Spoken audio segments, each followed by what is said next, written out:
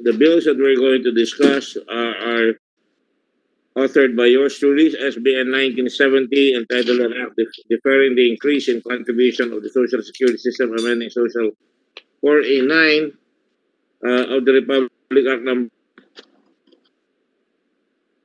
also known as the Social Security Act 2018. I would say right away that it should be entitled an act allowing the President to defer the increase in contribution of the Social Security System, amending Section 4 during times of emergencies. That should be the title, and we will say that, right? And then you have SBN 1968, an act mandating the suspension of the scheduled increase in PhilHealth premium contributions, amending for the purpose Section 10 of Republic Act number 11223, otherwise known as the Universal Healthcare Act, and for other purposes. And SBN 1965, an act mandating the suspension of the scheduled increase in Social Security contribution rate, amending for the purpose Section 4 of the Republic Act number 11199, otherwise known as the Social Security Act of 2018, and for other purposes. With apologies to Senator Poe, Tubiri, and Villanueva, they authored SBN 1968. SBN 1965, again, is authored by Second Senator Villanueva, and SBN 1996, entitled an act granting the President of the Philippines the power to suspend the scheduled increases in Social Security System contribution rates, amending for the purpose Republic Act number 11199, otherwise known as the Social Security Act of 2018, introduced by Senator Revilla. I surmise that this should be the title of my own provision, which I will correct forthrightly. I'd like to recognize the presence of Senators Villar. Thank you for coming. Senator Cynthia, and of course, Senator Joel Villanueva. Again, thank you for coming. Pleasant good morning. A biblical day to you, as usual. Thank you, Mr. Chairman. And may we ask our committee secretary, Mrs. Eleuteria. Terry Mirasol, sir. I always call her Terry. I never call her Eleuteria. Mirasol, to recognize her guest before we proceed. Please go ahead. For the record, sir,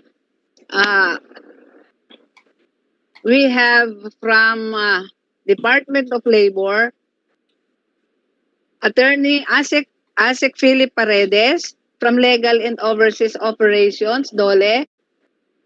Morning, Mr. Chairman. Morning, Senators. And may I ask all everybody to put on your video so we can see you and recognize you properly. Thank you. Miss Queen Therese Espinas, from Senior Labor and Employment Officer. From SSS, PCEO Aurora Cruz Ignacio, together with EVP Rizaldi Capulo, SVP Edgar V. Cruz from Actuarial Services, EVP GDC, Branch Operations Sector, EVP Elvira Alcantara Rizari, Corporate Services Center, Attorney Voltaire Agas, Chief Legal Counsel and SVP Legal and Enforcement Group, Attorney Joseph Disonia, Department Manager, Legislative Affairs, Ms. Colette Cordial, Manager Corporate Policy and Planning Department, Attorney Eric Manalo, Chief of Staff of PCEO Ignacio, and from ECOP, represented by Mr. Robert Marunilia, Ms. Cecilia Alba, from Federation of Filipino-Chinese Chambers of Commerce, Your Honor, and Ms. Genevieve Bautista, from Semiconductor and Electronic Industries in the Philippines. It would be appreciated if you can raise your hand when your name is called, so I can recognize. Ms. Raquel Espina Bracero, from President of the Philippine Association of Services Exporters.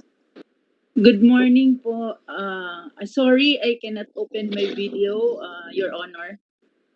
Okay, with Edwina Bates, Chairperson of PASE. And from the Joint Manning Group, represented by Mr. Jose Alvar Catu, Director and Chairman, JMC Legal and Legislative Cluster. Morning, And Mr. we- Chairman. And we have from the Bureau of Treasury sent by the DOF to observe Ms. Yvette Herrera. That's all, Your Honor. Thank you very much, Terry.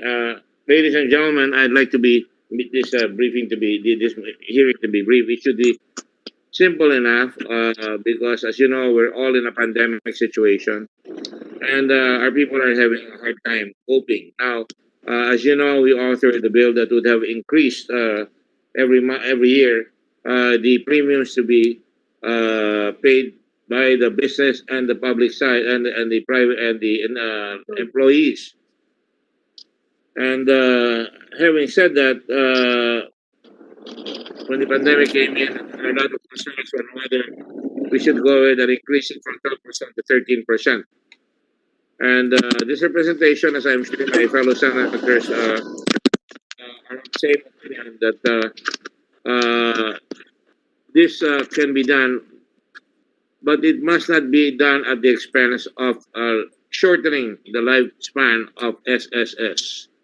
And it should not be done, to give undue hardship. So we would need to know the threshold of the SSS insofar as leverage is concerned. There are 2 schools of thought here. The way I look at the bills, one says the president, and that's my opinion, the president should be given the authority during times of emergency to defer the payment of increased rates by the members of the SSS. The other one, it would appear, would want to see to it that the Senate stops it and suspend the contribution rate from 12 to 13%, and so that we could give services to our people. May I hear the opinions of the other senators? Joel Villanueva, please, or Senator Villar. Senator Villar, Yes. there. I'll give. Go ahead, Senator Joel. You're recognized. Thank you. Thank you very much, Mr. Chairman. Magandang umaga po at mapagpalang umaga sa atin lahat. Happy Bible Week po, Mr. Chairman. Let me first thank you and commend you, Mr. Chair, for calling this meeting immediately. I remember you asking on the floor and on the plenary to make sure that we'll be able to act on this immediately. I still don't know. We are still in awe on how you work, Mr. Chairman. You will text us at 3 o'clock in the morning, and then at 6 o'clock in the morning, you're texting. I don't know if you still get some sleep, Mr. Chair. Efforts, and thank you, Mr. Chairman. We filed Senate Bill number 1965 to provide a reprieve to our battle-weary workers and employers through the suspension of the mandated increase in Social Security contribution rate in the event of a pandemic. Malinaw naman po kasi siguro na sa ating lahat ngayon na kung paano naapektuhan ng COVID-19 pandemic ang ating mga manggagawa at sektor ng negosyo. According to October 2020 Labor Force Survey, the unemployment rate in the country is 8.7%, equivalent to around 3.8 million unemployed Filipinos. This is significantly higher than the unemployment rate in October 2019, which was only at 4.6%. But an SWS survey report in August 2020 highlighted an even bleaker picture on the country's unemployment crisis. Around 27.3 million Filipinos, or 45.5% of the labor force, losing their jobs during the pandemic. Noong una po, ang akala natin yung maliliit na negosyo lang ang apektado o tatamaan o tinamaan ng pandemya. Kalaunan, pati nga po yung mga higanteng, mga manufacturing company, hotel chain, nag-anunsyo na rin na mag-shutdown o yung iba temporary closure. many companies implemented alternative work arrangements such as reduction of work days and forced leaves just to stay afloat during the pandemic. As a result po, many of our workers are forced to receive lower take-home pay and compensation. Siyempre po, Ginoong Chairman, yung una nating naisip ng ating mga kababayan, pwede na dahil pansamantala lang naman. Pero halos isang taon na po ito, yung pansamantalang tiisin, naging pansamatagal na. So I hope, Mr. Chairman, given the current employment situation of the country as a result of the COVID-19 pandemic, there is a need to ensure that workers and companies are able to fully recover or at least recover to have enough resources to do so. Ang gusto lamang po nating mangyari, Mr. Chairman, sana at alam naman po natin na kaya naman itong gawin kung kakayanin, kung may pagnanasa tayong gawin, ay i-defer lang po muna pansamantala yung scheduled increase ng SSS contributions habang may pandemya dahil maliwanag pa po sa sikat ng araw yung katotohanan na makakapag-remit lang ang ating mga kababayan ng SSS kung may trabaho po at pagkakakitaan po sila. So again, Mr. Chairman, thank you for this opportunity. This initiative of yours, Mr.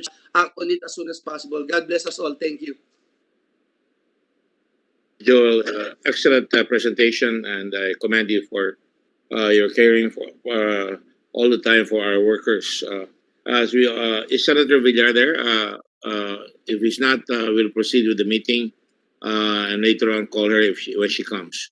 I think it's very clear to everyone. It is the Senate's desire that we don't unduly burden our workers. Ayaw natin pahirapan yung mga worker na una maraming walang trabaho, tumigil yung mga kumpanya, wala silang pambayad. At ang gusto natin ay magkaroon tayo ng pagkakataon na matulungan sila dahil wala pa nga isang taon ito, hindi pa ngayon lang tayo mag-i-increase sa katotoo lang, no? So yun ang situation. I would now like to ask the SSS, ang dami ninyo, dapat hindi kanyang karami. Simpleng batas ito, isang damakmak kayong dumarating dito. Nakakagulat kayo. Sino ba magsasalita sa SSS dito para malaman natin kung anong posisyon ninyo? Who is your principal spokesman? Is Baby there? As President Ignacio, are you there? Ayaw ko ma-unmute. Good Yes, morning, Mr. Sen. SSS President Aurora Ignacio, Baby. Okay, looking good. But anyway, what is the position of SSS? I Okay. spoke to you about this. Go ahead. I'm here, Mr. Senator. I'll just shift to another computer, please. Yes. That's all right, so long as you're here. It's a very relative, easy proposition. We either suspend or we either leave it to the president to decide. In other words, the Senate does not take action, but we empower the president during times of emergency to intervene in the during the emergency. The bill of Senator Joel Villanueva, initially that was my position, and I started, but I thought we should leave it to the executive to make it happen on its own. It's the same ending anyway. If the president is sensitive, he will do whatever he feels is in the national interest. So obviously, he will know that we cannot allow the SSS to deteriorate in terms of its span of life. So, President Baby, can Yes, you speak up now on the morning. position of SSS? Yes, good morning, Mr. Senator. First, we'd like to thank you for giving us this opportunity to be heard in this hearing. I'm sorry, I cannot be seen because there's something wrong with the video in the unit I'm using. But we'd like to thank you, of course, for giving us this opportunity to share the thoughts and the positions of the SSS as regards to the several bills that were proposed in the Senate, either to defer or stop. But I understand your position, Mr. Senator, that you are, of course, inclined as your bill proposed to give authority to the Senate, to the President, to issue deferment depending on how he sees fit. But we'd like to also mention that we'd like to say that hopefully we are asking for an appeal to your honorable group to allow us to implement the increase. At the outset, would like to state that the bills are proposed will tend to imperil, probably on a permanent or temporary basis, the sustained benefits to the members and the benefits that's supposed to go to the members, sir. Currently, the long-term solvency of SSS is already threatened with trillions of unfunded liability. In simple terms, there is insufficient fund to enable us to support payment for the next generation of pensioners. Mr. Senator, may we have some slide to show for information, if you will allow us? Please proceed. But before you, I just need you to answer a question. Right now, because we have increased, I understand we have increased the life span of SSS up to 2056. Is that correct? 2054. 2054, 56. Mr. Senator. 54. So that's a lot of years from now. Yeah. So Yes. we're looking at that. And the increase anyway, tatamaan talaga yung employees. Anong gagawin natin kung wala silang trabaho? Paano sila magbabayad? Kailangan tingnan natin yan. At saka yung employers, kung hindi naman tumatakbo. So now we're looking at a situation where Mr. 5 years. So go ahead and make your presentation so we can ask you the right question. Yes, Mr. Senator. Go ahead, please. Presentation. Yes, Mr. Senator, as regards to the one you mentioned earlier, if there is no, if the employees doesn't have work or the companies has temporarily stopped, they are not compelled to pay the SSS contribution at that time, and they can resume once they have work already, Mr. Senator. But that's how it is. If they are out of work, they will not be compelled to pay the SSS contribution. That's very clear. But obviously, if they have work, they can obviously pay. No? And even if they Yes. don't have work, if they can afford, they can also pay, right? Yes, If they yes, can Mr. afford it. Senator. So please proceed. Yes. Sir, at the outset, we'd like to state that the provisions of the bill tend to imperil the sustained payments of benefits. The slides will show more or less the statements that I'm saying, sir. And currently, the long-term solvency of SSS is already threatened with trillions in unfunded liability. In simple terms, there is insufficient fund to enable us to support payment for the next generation of pensioners. It would When you take say decades. Excuse me, when you say generation, that's 20 years, right? You count the generation by 20, Sir, we're looking at about 30, 40 years. 30, 40 years. All right, okay. Yes. Go ahead. Okay. It would take decades of reforms implementation before we can make any significant dent on the unfunded liability. They must be implemented slowly and gradually. Delaying this implementation of any reform will worsen an already dire financial institution. And the longer the adjustment contribution rate is delayed, the higher the contribution rate will be that needs to be implemented. The new contribution schedule in the SSS Charter is a long overdue reform. SSS has increased its pension benefit 25 times, while its adjusted contribution rate only 8 times to date. The SSS has likewise expanded benefits with no corresponding additional funding. These are the additional 1,000 monthly benefit allowance in 2017 implemented, expanded maternity benefit, and the unemployment insurance benefit.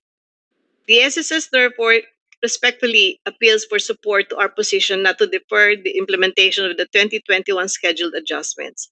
By implementing the scheduled increase in member contributions, the SSS will gain the opportunity to address its dire financial position. Specifically, this action will enable the institution to generate new funding in the amount of 41.37 billion, realize a projected fund surplus starting at 27.22 billion in year 2021 if the reforms are not implemented. SSS is projected to experience deficit in the amount of 14.9 billion in the same year and stop the further build-up of unfunded liability. The additional monthly contributions are relatively small. They range from 15 pesos to 100 pesos for employed members, from 30 pesos to 200 pesos for self-employed and voluntary members, and from 80 pesos to 200 pesos for OFW members. But these amounts will redound eventually to proportionately larger benefits to members in the future. At this time of the COVID pandemic, when members and pensioners have clamored for heightened benefits, including allowable loans, we would expect that proposed measures should clearly strengthen the SSS, not weaken the institution financially. Stopping the collection of the new amounts would prevent SSS from achieving its long-term goal of solvency and financial stability. As administrators of the SSS Fund, we take very seriously the obligations reposed upon us by the SSS Charter.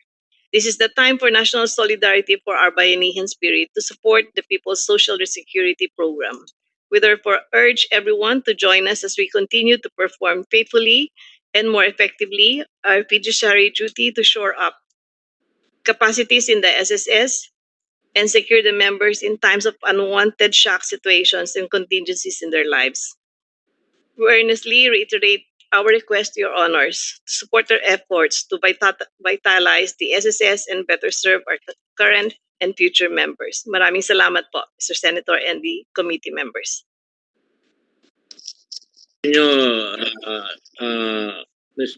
Madam President, is that there is no legislative fiat to suspend it.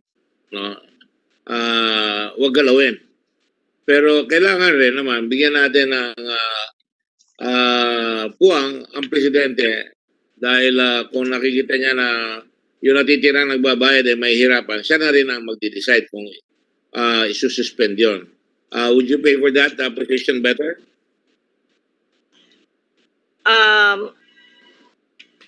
I guess so. It's a better proposition than the pairing, Mr. Senator. Yeah, I agree with you. There were choices. I don't know whether Secretary Villanueva agrees with you. In between biting chicharon from Bulacan. Go ahead, Joel. It's Chicharon from Bukawi, Mr. Chairman. Bukawi, that's right. Thank you. Mr. Chairman, first of all, let me put on record that the desire and the intention of this representation is to ensure that we'll be able to suspend the increase temporarily, Mr. Chairman, and whether we are empowering the president or authorizing the president to do that, or we say right now we need to suspend it because of the pandemic, then I'm okay with that, Mr. Chairman. I just wanted to react quickly, Mr. Chairman, dun sa narinig natin kanina, yung walang trabaho, hindi naman sila magbabayad ng SSS. Dalawa lang po ngayon yung sitwasyon natin. Yung isa, nagsaradong mga kumpanya at wala hong mga trabaho na mga workers. Yun ho yung sitwasyon nila. Talagang lugmok, nakakaawa at wala na ho, pilay na po. Walang trabaho, wala ring negosyo. Yung pangalawang sitwasyon po, nagsasakripisyo. May trabaho at merong negosyo. Yung may trabaho at may negosyo, sa halip na hindi na natin sila i-burden out, bibigyan pa natin sila ng additional burden na isipin, ako, may dagdag gastos ako. Sa halip po na tulungan natin, bibigyan pa natin ng dagdag na burden, dagdag na gastos. Yun lang po. I think it's crystal clear and I hope we do something about it. Thank you, Mr. Chair. We intend to do something about it with your help, Senator Villanueva. I think that yung mga nawalan ng trabaho, dahil dito sa bagong batas na ginawa natin, meron na sila ngayon unemployment insurance, di ba? Na umaabot hanggang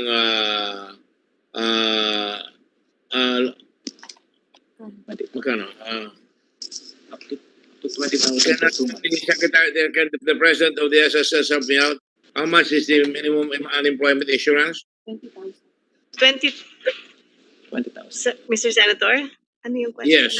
Ano yung unemployment insurance natin? Unemployment benefit is It's 20,000, Mr. Senator. 20,000. For 2 months.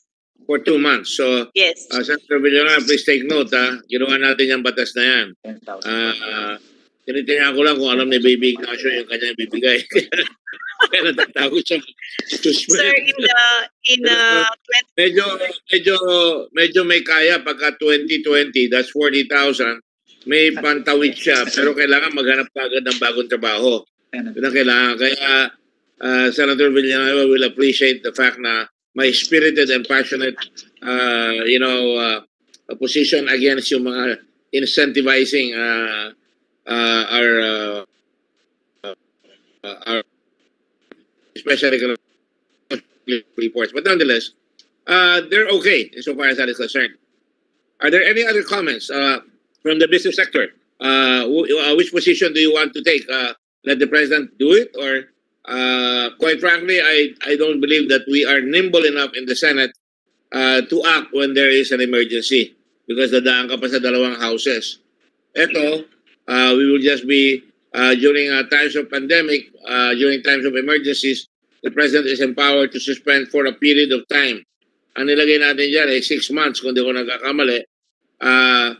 Gusto ba ninyo ganun katagal o iklian pa natin yung sinasabi na yan? Any comments from the others, please?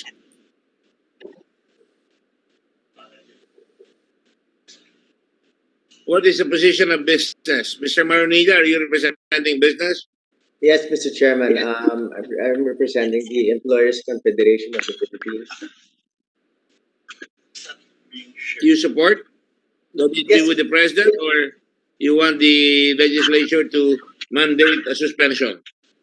Mr. Chairman, whether it's through the president or through the legislation, we support the deferment of the increase. But of course, it's better if it's done soonest, Mr. Chairman. Well, if the president is the one who's going to make the suspension or deferment, you have more leeway because that's the executive doing their job. Pero if the Senate says suspend it right away, talaga medyo kakalugang SSS. That's just my personal opinion. And siyempre kayo gusto nyo masuspend dahil hindi kayo magbabayad. Pero dapat talagang kailangan preserve, kaya nga doon sa law, preserve the legitimes, no? Yung mga mamanahin ng tao. Ito pinipreserve natin yung makukuha ng tao sa SSS pagka nag-retire o pagka namatay o kaya pagka nawala sila ng trabaho. So I will take it that your position will be ambivalent and again I'm sure kami ni Senator Villanueva we're quite comfortable with either having the president do it. I hope that we can decide that as soon as possible para hindi na nag-aalangan ang SSS, di ba? Are there any questions or suggestions or comments or amendments that you want to do in the bill? Any of you?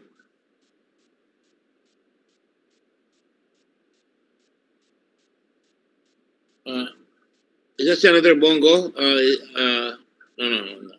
So anyway, so your silence is deafening. So would you like me to ask you each individually what your position is? I would prefer that you speak out or forever hold your peace.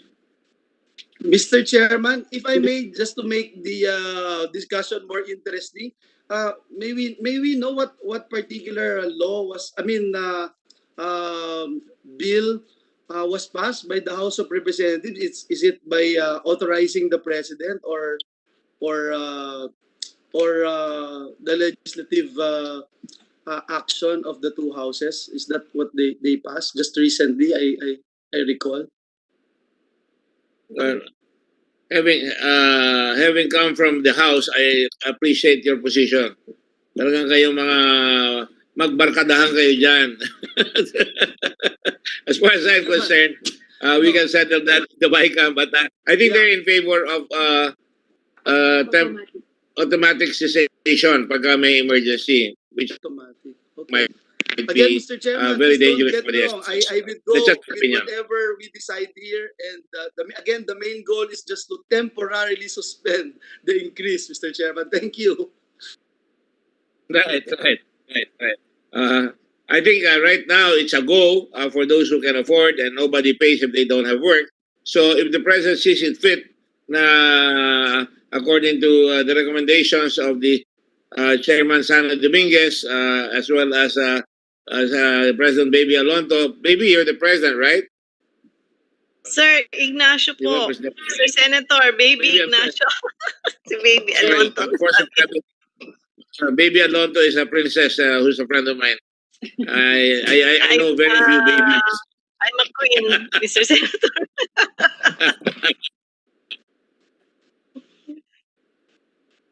Aurora, para mas madali. In other words, you're the rising sun. All right? Yes. Okay, It's so all right, Senator. with the permission of Kwan, para matapos na tayo dito kagad because marami pa tayong tatalakayin. Hiningin ko na lang ang opinion na I think yung opinion naman ni Secretary Baby, ni President Baby is covered by the actuarial, the actuary of SSS. Is that correct? Yes, Mr. Secretary, Mr. Senator. Is Saldi there? Saldi Diba Saldi? here, and our actuary, chief of actuary is Attorney Ed Yes, sir. Cruz is here also. Attorney? Ed Cruz is here also. Edgar Cruz. Yes. Okay, may we hear from you? Yes, Mr. Chair. Thank you. As our president said, we acknowledge that the contribution hike will add a little burden to our employers and workers. But at the same time, the fact is we are asking this hike only for those who are able to do so, the employers that are operating and the workers that still have their jobs. Note po to the concern of the employers group that their share is only 0.5% of the increase. And this 0.5% is tax deductible as an expense. So in effect, they're only paying 0.35% of that. The national government is doing its share by providing the tax deduction. The same thing is true for the employees po, because whatever their additional contribution is, that 0.5%, that's a deduction to their taxable income. Ang point ko po dito, Mr. Chair, is that this is a whole of nation effort. The employers who are able to, the employees who are working, the national government, we're all in this. Kasi po, the government alone and its agencies are not sufficient to battle this pandemic. Kailangan po talaga natin ng contribution sa mga mamamayan. It's the true spirit bayanihan. We're asking them a little sacrifice, but that in the long run will benefit the entire membership of SSS. Hindi lang po for the future, but yung short-term mga disability and unemployment claims. Thank you, Mr. Chair. I think we're not saying that those employers who can pay the contribution as well as those employees who are employed in those companies will stop paying. They will continue. Kaya lang, because this is going to be a stretch, could be 5 years, lalala situation, baka ang mangyayari, masyadong hirap na dahil yung pambili natin, baka bumaba ang pambili. Ngayon, marami nang sinasabi. I'm sure Senator Villanueva is always up to date in terms of food prices and how it affects the employees of our country and the poor people of our country. Talagang dapat tingnan natin kung anong gagawin natin to alleviate their pain. So, to my mind, the quickest way is to have a nimble department like the executive, the president himself, can come in insofar as helping those who already have jobs but are nonetheless still having a hard time, if you accept my drift. So, walang problema doon sa may trabaho, pero kung mahirapan na, the president can step in and either defer or go back to the old rate. It is up to him to do that. But insofar as those that have no work, well, pag nabayaran na yan ng 20,000 or 40,000, tapos ang obligation natin, nabawasan pa yung lifetime ng SSS dahil doon. So we just have to make a determination how we're going to proceed with that. Am I reading the tea leaves correctly? President Baby, Senator Villanueva, Yes, sir. is that the way you think? Yeah. So my position, therefore, and I'm subject to the to my friend and dear colleague Joel Villanueva and the rest of the committee, would be to make it more nimble and leave it to the president in consultation with the SSS when they have to take any action on suspending or deferring the increase. Would that be amenable to everybody? So much so that the way it will be as follows. The President of the Philippines shall have the power to suspend or defer the implementation of increases in contribution rates of the Social Security system mandated in this section by virtue of an order issued solely in times of a duly declared state of national emergency or state of calamity for a period not exceeding 6 months. So hanggang 6 months lang yan sa proposal natin sa akin, no? Which may be extended to another 6 months upon determination by the President that further extension of the suspension of implementation of increases is necessary to protect public interest and welfare. So, would that be amenable to everyone, including Senator Villanueva, please?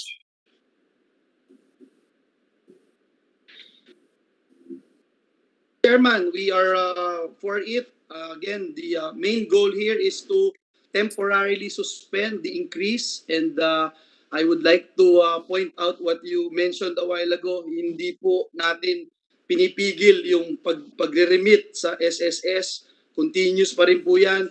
Continuous sacrifice yung hinihingi natin sa ating mga manggagawa at employers, because even without the increase, they are already sacrificing, Mr. Chair. And thank you for pointing that out.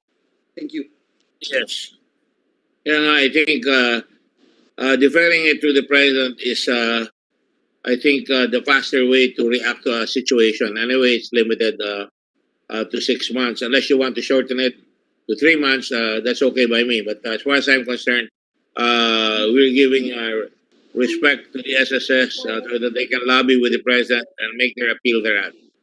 I think the Congress can, the Congress, it's just my personal belief, should not, clap them in irons as to whether we will say, or suspend nyo muna, because unang-una, we're not as nimble on our feet as the president is. Thank you, Senator Villanueva, for your position, for supporting the position. I appreciate it. President Baby, are you okay with that? Sir, Mr. Senator, you mentioned a while ago, it is temporary, and it's the proposed in your bill is 6 months, and you also mentioned it's possible for 3 months. Of course, if we have the choice, our original position, of course, is not to defer, but the shorter the deferment, if there are no other choices, would be better 3 months. But that's just my thought, sir. It's up to the president to say, I'll do it for 3 months or 2 months. Yes. So one, we'll see. Ganun yan, di ba? Yes. Huwag naman nating i-handcuff yung presidente. It's a very flexible 6 months, in other words. I understand, Mr. Senator. Are there any other comments on that note? If there are no other comments, I think we can proceed with the Mr. Chair. amendment as already stated. Yes. Yeah, Mr. Chair. Joe Cato po from the Ship Owners and yes, Joe. Defenders Association. Yes, Mr. Senator. Since I think it's a common consensus that we'll give the free hand to the president, would it also be possible, since we will also have the SSS will have a chance to lobby their own interest, can the different sectors also give an opinion directly to the president, in as much as perhaps there's some sectors who are hurting more than the others, and maybe some are okay. So will that also give the president the free hand to adjust to the different sectors depending on their situations? Then we can add upon consultation with the SSS and other sectors of the economy who may be affected by it, some more severely and some less. We can add that if you like. Yes, Mr. Chairman. Thank you very much. Would that be okay with you? Yes, I think that would be best because we're talking of a blanket suspension or a blanket non-suspension, and maybe perhaps to be fair, also some sectors should be consulted separately depending on their situation. Any president will have to consult because SSS is a very important. If you ask me, kung di lang taghirap talaga, I would not even think about it because I, and I'm sure Joel Villanueva is also for insurance because as you all know, I said we should have this slogan and I put it in the bill on the law: work, save, invest, prosper. You can say work, save, insure, prosper. So, ibig sabihin yan, meron tayong chance na may maipon yung mga tao. Saka sa kanila naman yan eh. Kung talagang hindi makakabayad, di wala mong ibibigay sa kanya na dapat ibayad, di ba? Yun naman yan eh. So, I think our democracy allows people to send letters to the president, send it to your favorite senator, send it to your favorite congressman, or send it to the executive secretary, or send it to a senator who is close to the president, like Senator Villanueva is very close to the president, and or the Senate president. So, andyan yan. So, I think we can do with that. Would that be okay? Yeah, if I may continue some more. Kasi po, okay lang po yan, yung makakabayad, babayad, yung hindi po makabayad, edi wag na munang magbayad. Kasi po, there's also the aspect of competition. In our industry, that is very crucial po. Especially because the ship owners right now, they're incurring a lot of costs for quarantine and the change crew protocols. And some countries are not increasing in any way. Pagkatapos, dito tayo, mag-increase tayo. So, there's that big possibility po na baka maglilipat po yung mga ship owners natin sa ibang mga bansa. E di kawalan rin po ng Pilipinas. Ganyan po mangyayari. Let's not go overboard, Joe. Yeah. I don't think they're gonna move just because of a few hundred pesos. I don't think they're gonna move. I disagree with you on that point. No, but we are already seeing that po. For example, in the aspect of the new shipbuildings made in China, because of the blockage, we are losing already that niche because most of the ship owners are already hiring Chinese crew kasi hindi po tayo pwede mag-deploy po sa China sa kasalukuyan. Tapos yung mga protocols po natin, yung it's good na nga na we're already a change crew hub. But, we're trying to ease up these difficulties. Marami pong mga detalye po na it's very hard to explain here. Kasi competition po in our sector is a very important factor to think about. I am aware of that. Even the Indians before were eating into our market, the Vietnamese, the Chinese. That's so right. we just have to make ourselves become better. I don't think. I think you have a very, very important niche. The Filipino overseas sailor is very much desired, and I'd rather have them rather than some other folks. But again, how much would it affect you if the increases are? We all agreed on this when we agreed to increase the contributions. Yeah, that's true po. But for example, presently, right now, in our CBA, the increases po will take place, the adjustments will take place by next year pa, 2022. And we can just change the owner's budget just now in the middle of, the increase gaps. So 2022 po mag-uusap po regarding the increase of salaries. So kung halimbawa ngayon may implement, edi paano na lang yan because ang budgets po ng mga owners ay naka-fix ngayon sa taong ito. Mga ganun ba? May mga ganun klaseng mga detalye po. So there's nothing that prevents you from meeting earlier in anticipation. You're not handcuffed. You can all meet now. Is there something that would prevent you from meeting now? Well, that's a bit difficult kasi that's held in tripartite po internationally, and that's why the International Bargaining Forum really has set, a time lapse of 2 years. And the next discussions will be by next year po, towards the end of this year. So, ganun po, if we're going to implement the increase ngayon, and it has already been implemented, at least for this month, medyo, ayun na nga, because remember, the seafarers are on the highest level. Most, if not all, are on the highest level. And you know that many, like the cruise ships, they are right now, on the red, and many have stopped operations. Not to mention that also in the regular seafaring market, we're also finding difficulties, and we're losing also some vessels to, cheaper nations, and because of the possibility of crew change. Yun lang po. So there are details po na maybe perhaps if we give the president the free hand, we can also lobby and ask for a consultation from the different sectors, because I'm sure it's not just us. There are also other sectors that may be having some of their own peculiarities that maybe the president should be aware about. Mr. I agree with you. And as far as I'm concerned, you can lobby with the SSS, and if the SSS doesn't listen to you, you can lobby with the president. It's a free country. We can do that. Fair enough. Everybody is now subject to all the vicissitudes of the pandemic.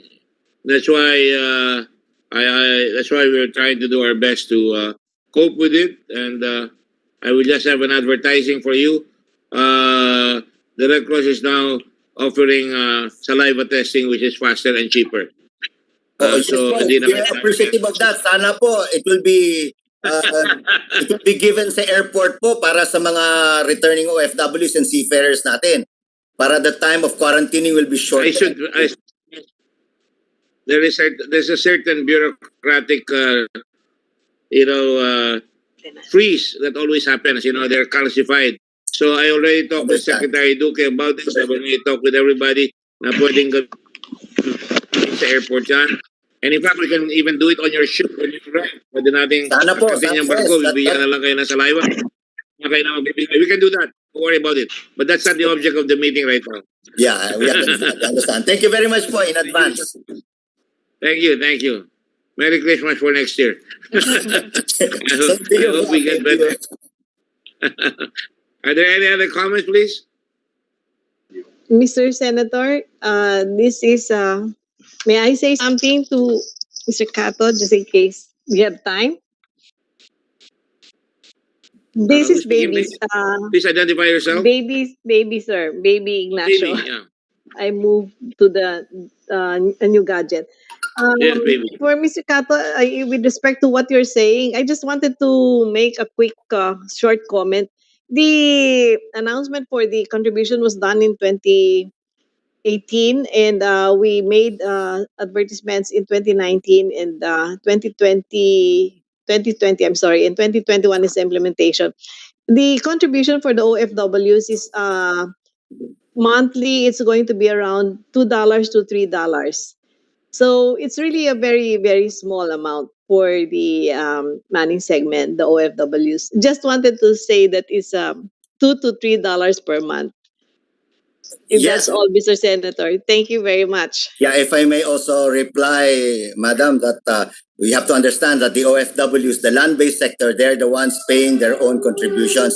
Unlike the seafarers, whereby the owners have also that part. And, even if you say $1, you multiply it by 400,000 seafarers, then that is a big amount for them, especially at this point in time whereby everybody's in a crunch. Then they're going to feel it, especially if you multiply that times 12, times the number of years, and times the number of seafarers. So I'm sure you're aware that we have also been very much vocal opposing this, and we have had several suggestions, which unfortunately didn't pass. But still, we're happy that the senator has given the free hand to the president, and maybe perhaps we can have more consultations and discussion in the forum with him, especially for our sector. Not to mention also with the other sectors who may also be experiencing. We'll put that in the law that says that subject to consultations with the SSS and parties such as the seafarers or whatever. Sige po. Thank you very much po. See, that's Senator Villanueva's idea, not mine. Thank you, Senator Villanueva.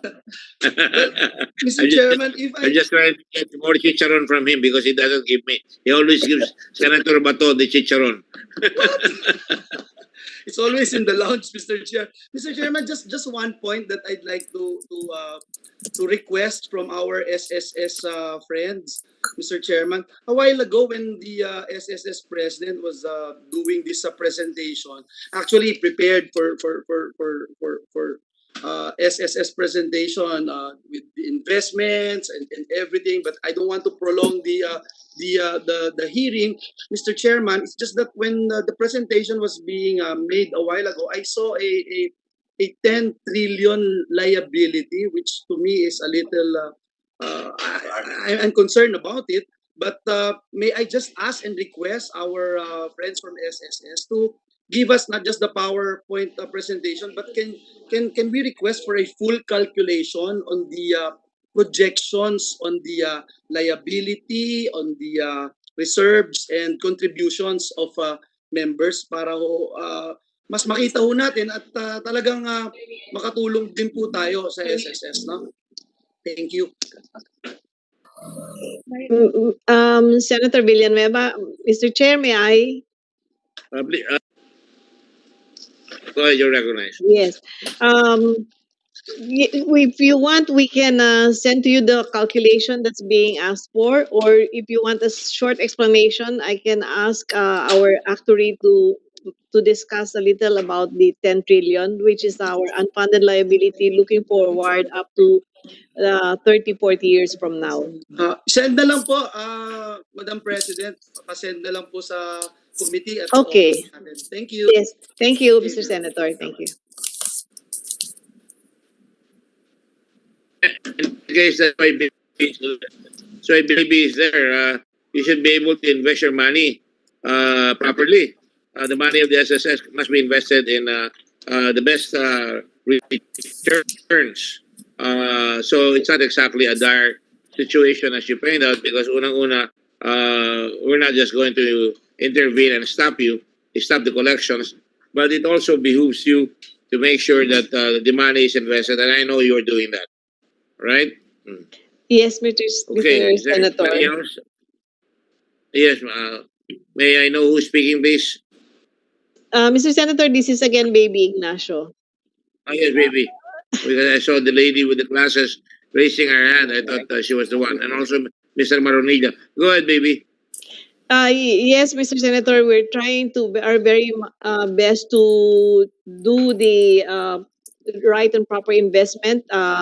Despite the pandemic last year in 2020 and our strategic plans for 2021, we're also trying to improve our collection efficiency, which is needed very badly to increase our contribution both in collection, both in contribution and in loan payments, Mr. Senator. Thank you very much. Thank you. Yes, Mr. Maronilla, you're recognized. Yes, Mr. Chairman, thank you. Since we are talking about different sectors a while ago, no, I would just like to. We're particularly concerned about the micro, small, medium enterprises, which we all know comprises about 95% of our economy. The main reason why we are pushing for this deferment, at least not at this time, at least not within the next 6 months or a year, is because we are concerned about these micro, small, medium enterprises, Mr. Chairman. 99%. That's all. Thank you. With the medium, yes, it's 99% with the medium enterprises. Yes, rest assured that we are also thinking about that, and especially my colleague, Senator Villanueva, who's a champion of the labor sector of our country. Yan. So he can have a slogan now when he runs for re-election, like I do. But no, really, levity aside, he really is very sincere about that. We are very sincere about. We're not thinking. We're not ignoring the plight of our especially the small and medium enterprises. Rest assured that we'll take care of that as well at any time.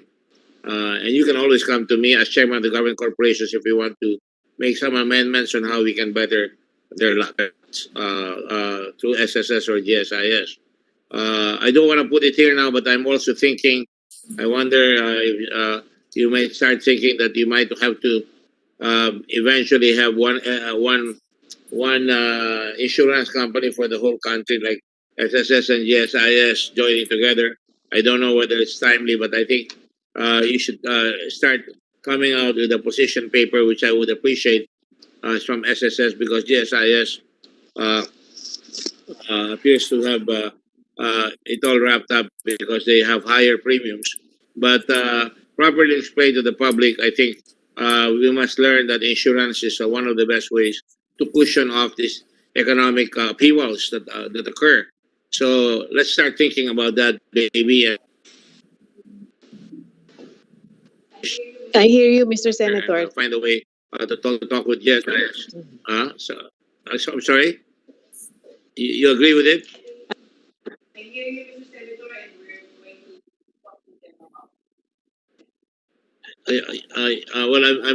I'm saying you hear me, and if you hear me, then I Yes, would appreciate something like a position paper on the matter, looking ahead, moving ahead. All right, because I want to make Yes, sure that we have to borrow a civil code phrase in succession.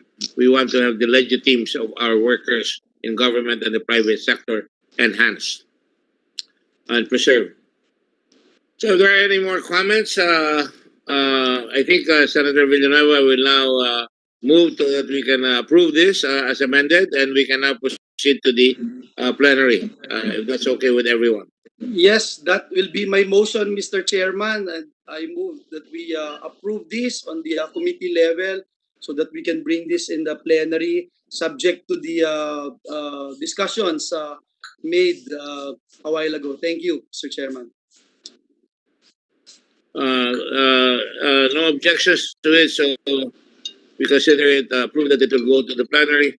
I would like the SSS to make sure that well, we have your presentation, and if you have any questions, please open up your folks to us so that we can ask, especially when we prepare to go to plenary. In the meantime, I thank all of you. Next time, try to reduce the load. There's so many of you, and which is taking away from very valuable government working time. Thank you very much, and all of you individually, maraming salamat sa inyo. May God bless us all. And Joel, Senator Villanueva, you are our pastor. May our Lord Jesus bless us all. Will you, Thank you. say amen to that as well? Thank you. God bless you more, Right. Mr. Chairman. Amen. God bless you the most right now. I think you need it because you're a young man. You have to have a better future. Thank you all very much, and I know you'll have a better future. God bless all of you. Thank you all for participating. Mabuhay kayong lahat. Thank you. Thank you, Mr. Senator. Thank you. Thank you. Thank you. Thank you.